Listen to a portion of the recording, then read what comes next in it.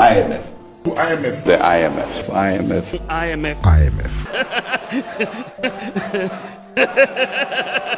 Why should we go to IMF? You were not informed too? And there's some subtle suggestion of IMF. I think we've told you that we are not going there. Continue.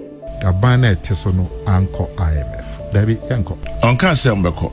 Yanko IMF. Don't you go to the IMF? Go to the IMF. We will not go to the IMF today. We will not go to IMF tomorrow. And we are not going as long as the NPP remains in power. You waka come. Okay. And go to IMF. We are not going to go to IMF. But I can tell you, we are not going to the IMF. Will you keep quiet? Whatever we do, we are not. We are a proud nation. We have the resources. We have the capacity. Don't let anybody tell you. Like when Joshua, Caleb, and the 10 others went to spy on the promised land. And only 2 of them came to say that we can do it. And the 10 went around the community murmuring, you can't, da da da da da da. We are not people of short sight, you know. Chai, yeah, this God. IMF.